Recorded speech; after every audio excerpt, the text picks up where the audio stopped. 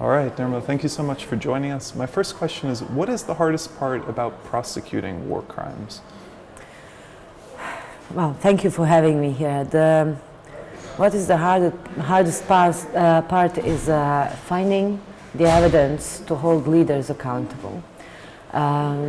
Bringing war criminals to justice if they are direct perpetrators of the crimes, if they have the blood on their hands, if they were involved in the crime scene itself, is a relatively straightforward procedure.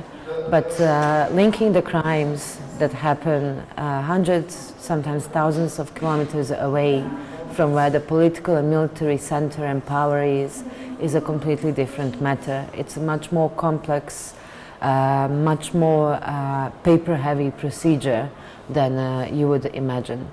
So, number one, putting the case together against either political or military leadership requires very, very hard work, especially if more than one state is involved, if it's an international conflict.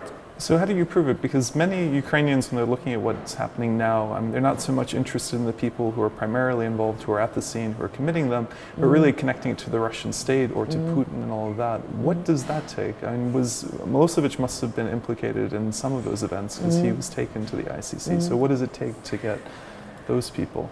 Well, it's a great example. You mentioned the president of former Yugoslavia or Serbia, Slobodan Milosevic, who was brought on trial for wars in Bosnia and Croatia. The difference is, during the wars, you had the media reporting from all the conflicts, and similar to here, everyone was saying, everyone knows Serbia is involved, everyone knows Serbian military or paramilitary or weapons are involved, and Milosevic is president and therefore he's guilty. But the court doesn't work that way. And the court doesn't work that way. So even though in the media, be it national or international, he was seen and even publicly held responsible for what was happening, in a court of law, it required much more. It required obtaining access to Serbian state and military archives, obtaining access to intercepted conversations, insider witnesses, people who were working with Milosevic and defected either from the political party or the military structures. But that is a very, very hard work. How did they get that? Is that because of the changing political environment that then the leadership in Serbia wanted to support that? Unfortunately, with the Yugoslav example, that was the case. The Hague tribunal had to wait for the change of regime in order to start getting their hands on the material documentation, the paperwork, if you will, the bureaucracy of the war.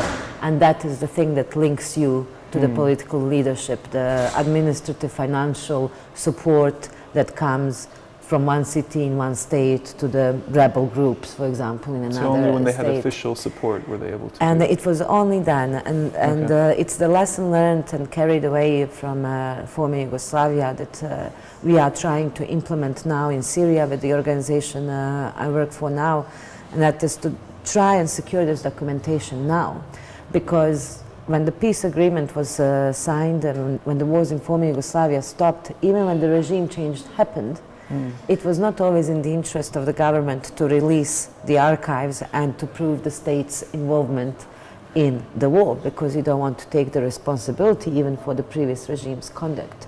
So it took many years of the political pressure and of the investigators on to the government to gain access. So what we're doing in Syria now is getting to that documentation now while the conflict is lasting. I mean, it's a more dangerous and very risky work, but it is possible, and saving it so you cannot be blackmailed or it cannot be hidden, it cannot be tampered with, and you don't have to spend 15 years looking for it after the war finishes. Well, and this is what I think is so interesting, that the process has to be ongoing. Even while the conflict is still going on, it has to be collected. But I want to, maybe not a game, but do an exercise with you where I'll name a type of evidence and you tell me if that's a war crime or how that could come down. So, for example, if we have YouTube footage of a civilian area where there are apartment blocks being hit by shells and where it's clear who the military group is, would that be a war crime? Well, it's not so simple. as that it depends what the civilian area, whether the civilian area was a purely civilian area or whether it was used by the opposing military group or armed forces as a base from which attacks were launched on the other side. So there are a number of questions you have to ask yourselves before concluding that it is a war crime. It is about the proportionality of the attack. It is whether these questions were asked by the attacking party before they shelled that civilian area. Is the proportionality of the harm that could be caused reasonable and acceptable in that particular case? And that's what I find so interesting, because many people would say this civilian area was hit, that's a war crime. But if fighters were using that as a basis, if they were firing from there, then that already draws that into question. It draws it into question, and you would have to litigate it much more. It's carefully. Not if it was a purely civilian area, or if there are buildings that have specific protection, so such as hospitals, for example, or religious objects, etc. There are different questions that you ask. But if a civilian building full of apartments is being used by snipers or artillery of some opposing group, then you have to ask the question, was it a legitimate military target? No, and then I'm going to give you another example. I know these are hard, but this is just to show the complication of it. If, in Ukraine they had these gentlemen who were, said they were Russian soldiers who were captured by the Ukrainians. The Ukrainian government released videos where they admitted that they were Russian soldiers, that they were sent there by the Russian government, and so on. Is that video something you could use in a war crimes proceeding as evidence? I could imagine the questions that a good defense lawyer would ask when you play that, and even a judge would ask when playing that in a court of law, and that is, how was the confession obtained? Was the confession of the captured soldiers obtained under any kind of duress? Not necessarily that you have to have visible signs of torture, black eye or the bleeding while you're saying, yes, I'm a Russian soldier and I was sent here from Moscow. Was there any type of duress present while these three individuals made their statement?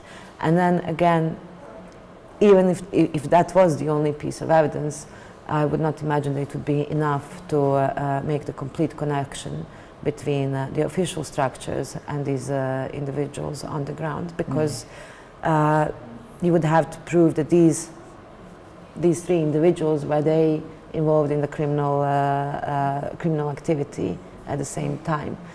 Just carrying a weapon by itself is not a war crime, or being a part of an armed group in itself is not a war crime, but being a part of an armed group and carrying out criminal activity, be it killing or torturing or looting or destroying, is.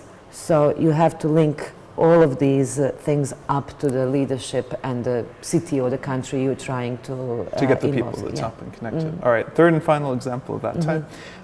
People paid a lot of attention because there is a documentary that came out on Russian television where Putin said, taking Crimea, that was us, we planned it, that was our military services. Would a video like that made for television and shown that way, would that be considered testimony? Could that be admitted and used as evidence?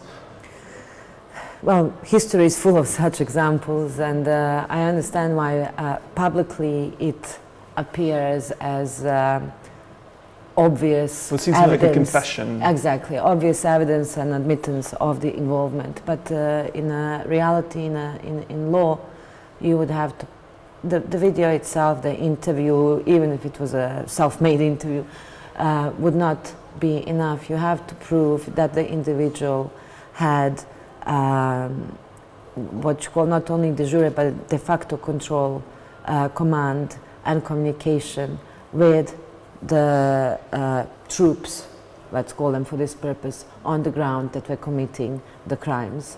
Just saying we have to go and defend our people in this area and we will always defend them, or we are glad that we liberated this, etc. You've had it in Bosnia, you've had it in Iraq, you've had it in many different countries, but it is not enough to show that there was a criminal intent in the wish to get that political advantage. All right, and final question. They're in The Hague with these courts, and I think there was something like 160, 161 cases when it came to the former Yugoslavia, and you had a tremendous example of, kind of prosecution and punishment. But you've said before there's a difference between that and reconciliation. Mm-hmm. What is the difference, and what has been learned from the Yugoslav example about how to move forward and what's actually productive?